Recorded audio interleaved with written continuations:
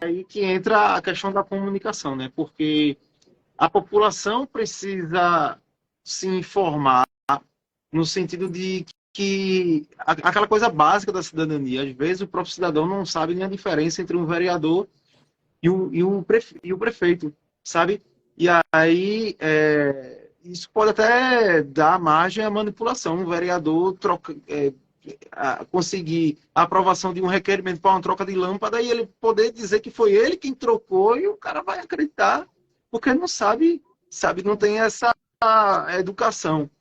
Então, assim, muitas vezes também, se aquele político também não faz nada, às vezes ele faz bastante coisa também, mas ele faz dentro do que está, o que é a sua atribuição. Por isso que é bom acompanhar o trabalho e por isso que é bom que os políticos também tenham suas assessorias de comunicação e jurídica também, sabe? Para poder saber fazer o que é certo e a comunicação para poder informar de fato o que ele está fazendo ali, porque política, a maioria da população brasileira, ninguém vai atrás da informação. Ah, vou pesquisar sobre o prefeito. É a informação que chega na pessoa. Então, é muito essa é a importância, sabe, da comunicação assim. É, se você quiser fazer algum comentário sobre isso, Fernando, eu tenho uma outra pergunta para fazer, mas se quiser fazer um Qualquer comentário informação sobre. que chega empacotada para eles é informação verdadeira. Como, Marcela, repete, por favor. Qualquer informação que chega empacotada é informação verdadeira, né? Então...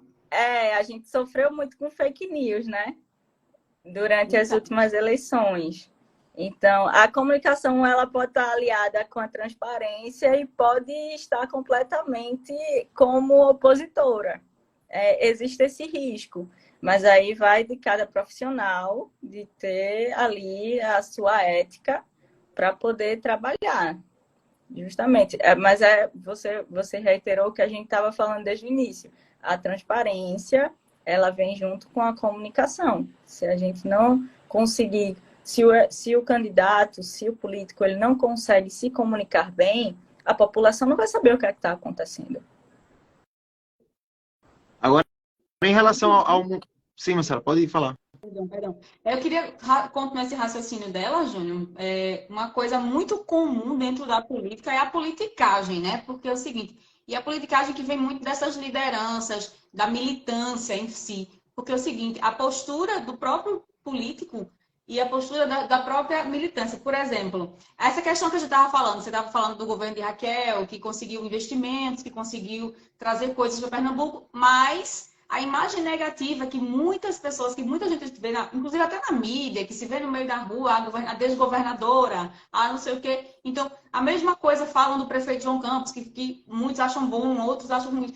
Isso é muito fruto da própria militância que cria esse castelinho de areia negativo ou positivo e traz para dentro da realidade deles, fazendo com que muita gente acredite que isso é uma farsa ou que isso é realidade. Então, assim, eu queria que você também fizesse essa avaliação, não só do político, mas como dessa militância, esse comportamento negativo ou positivo da militância com relação até a aprovação ou reprovação do governo, né, dos governos. Não falo só da Raquel Lira, eu falo de modo geral. A gente viu isso com o Bolsonaro, a gente está vendo isso com o próprio Lula, com a Raquel, com todos os governos quando mudam. Quando muda a militância, aí vem toda aquela confusão, né? Aquela coisa assim, aquela a repartir no meio, aquela polaridade forte. E hoje a gente está vivendo muito essa parte de...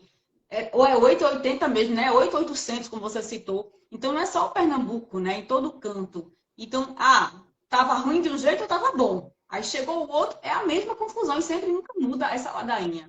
Eu queria que você também fizesse essa avaliação, né? Desse comportamento da militância em si, daquela militância ferrenha mesmo, sabe? Não do eleitor em si, esse que Júnior citou, que não sabe o que é política, que chega ali e acha que foi o vereador que trocou a lâmpada, mas aquela militância que tá lá batendo o pé, dizendo que fulano é bom e aquele que é ruim, o que presta é esse. Essa avaliação mesmo.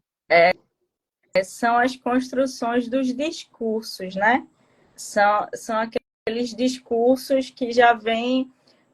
Não sei, eu vou dar um exemplo, não vou nem trazer muito para o cenário local, vou dar um exemplo mais nacional, de mamadeira de alguma coisa. A gente já sabe que a gente já liga essa questão a um discurso bolsonarista contra o PT, contra o presidente Lula, sabe? A gente já sabe de quem vem, a gente já sente, a primeira expressão, a gente já sabe de quem vem.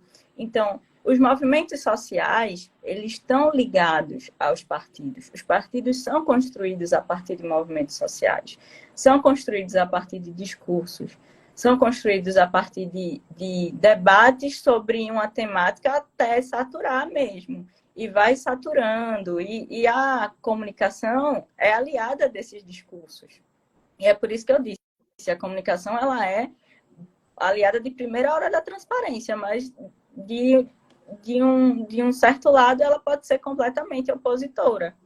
Porque aí ela vai confundir a gente e vai trazer um monte de informação que a gente não vai conseguir ver com clareza, saber com clareza o que é que de fato é falado e que é só uma falácia e o que é que de fato é falado e é uma verdade. Sabe? Então, dentro dos partidos políticos, sempre vão ter essa construção de discursos, esqueci o termo agora, mas são bandeiras que o próprio partido tem, e que tem as bandeiras positivas e tem as bandeiras de discursos que são direcionadamente negativos. A gente viu, o que muito se falou foi sobre quando o João disputou a eleição da Prefeitura do Recife com Marília, e Marília estava pelo PT. E João falava mal do PT. E de uma hora para outra, quando o PT coligou com o PSB, o discurso mudou. Então, isso vem muito da base do partido político. Isso vem muito do discurso, mas existem coligações, existem alianças que os partidos, os políticos, eles podem fazer. E isso vai mudando. Não há questão de estar engessado naquele discurso. Ele vai sendo construído com o passar do tempo, com o passar dos acontecimentos.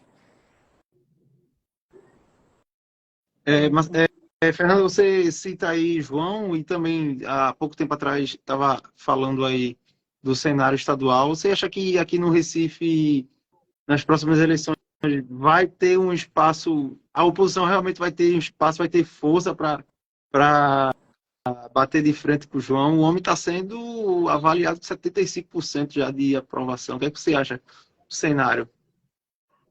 Olha, Júnior, até o momento a gente não enxerga, não vê, não consegue, de fato, achar uma oposição que esteja diretamente ligada a limitações da gestão de João.